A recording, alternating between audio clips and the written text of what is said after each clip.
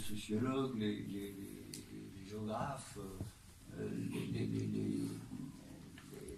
urbanistes, depuis l'avènement du langage HTML, depuis l'apparition du World Wide Web,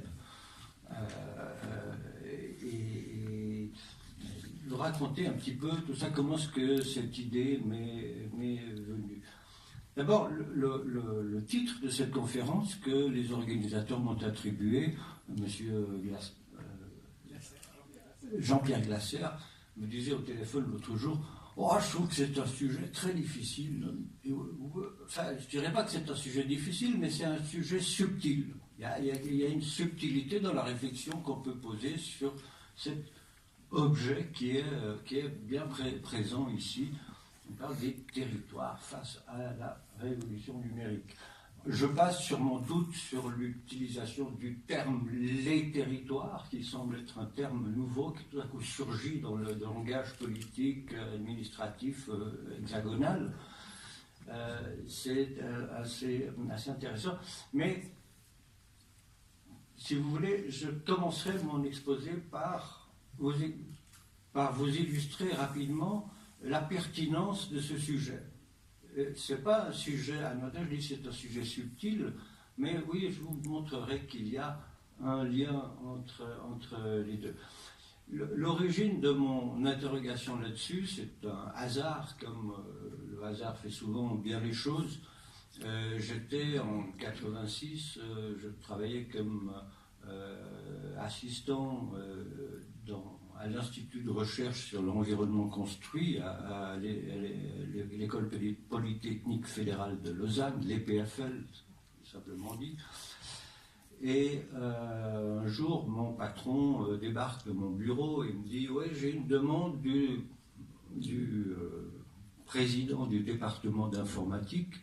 Il dit qu'il faut qu'on me demande quelqu'un pour remplacer un cours de droit de l'informatique avec n'importe quoi, pourvu que ce soit non technique, etc. » Et il m'a dit Blaise, tu vas faire ça.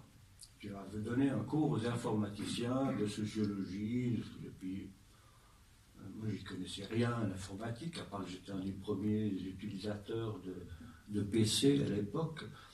Et je me suis lancé dans l'idée de dire on va faire un cours d'histoire de l'ordinateur, d'histoire des technologies de l'information, que ce sera intéressant d'amener un regard un peu sociologique sur cette histoire pour des étudiants en informatique.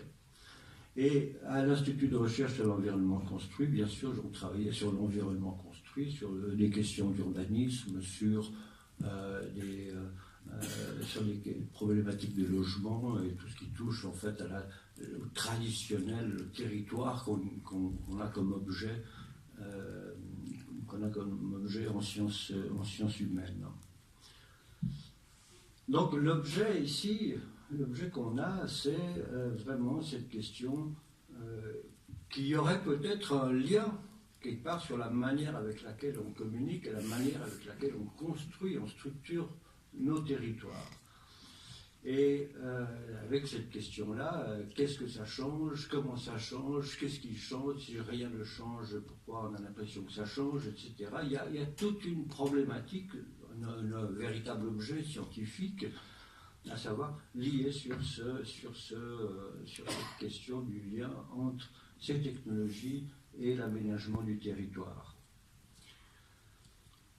Le deuxième élément fort que j'aimerais disserter ici, c'est la notion de révolution numérique. Est-ce que ce terme est une exagération? Est-ce qu'il y a vraiment eu une véritable révolution? Et je vais m'attacher à vous montrer que oui, quelque part, il y a eu une révolution du numérique, il y a eu une révolution amenée par ces technologies de l'information. Et je vous parlerai enfin de cette hypothèse qui est sous-tendue dans le titre qui m'a été donné.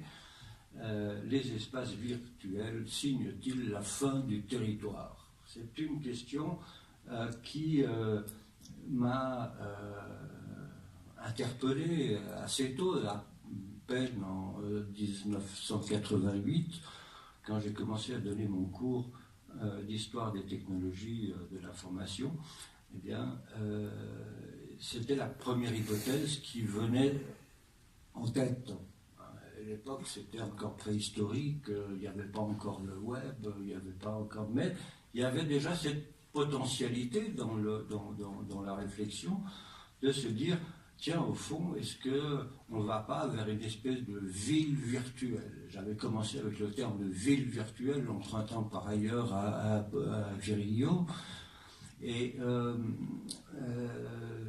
j'avais commencé à écrire un article sur la ville virtuelle, la ville des réseaux, et mon patron était revenu de mon bureau pour me dire, écoute, Blaise, à l'EPFL, on ne fait pas de science-fiction. Et il a dit, bon, d'accord, mais j'ai persisté, on dit que perseverare diabolicum est.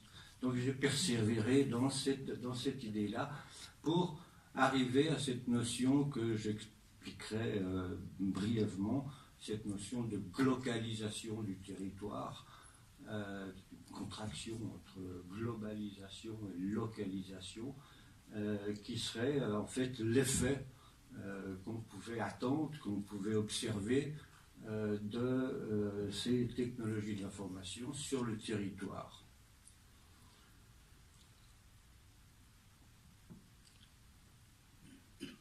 Donc d'abord, l'objet, cette relation qu'il pourrait y avoir entre les technologies de l'information et le territoire, elle m'est venue à l'écoute d'une conférence de Bruce Sterling, qui est un auteur de science-fiction américaine, qui a invité à donner une conférence sur les technologies de l'information. Disait en gros que finalement nous construisons la ville comme nous communiquons. Et c'était un peu provocateur, même en 95 quand il l'a émise. Et il posait la question à ses conférenciers, il disait quel est l'élément technologique nécessaire, sine qua non, pour la construction d'un gratte-ciel? Des gratte-ciels new-yorkais de la city de Manhattan.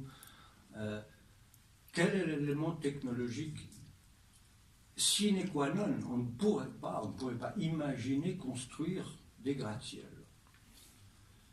Et il disait, c'est pas la technologie du béton, c'est pas un problème d'échafaudage. Les Indiens arrivent à faire des gratte-ciels avec des échafaudages en bambou. C'est pas la technologie des ascenseurs, mais c'est le téléphone. Sans téléphone, disait Bruce Sterling ici, sans téléphone, on ne pouvait pas imaginer construire un immeuble de 120 étages. Pourquoi ? Parce que la plupart de ces locaux construits dans ces gratte-ciels, la plupart de ces locaux étaient dédiés à des bureaux. Une grande partie, c'était des bureaux, donc des entreprises du secteur tertiaire qui transmettaient de l'information.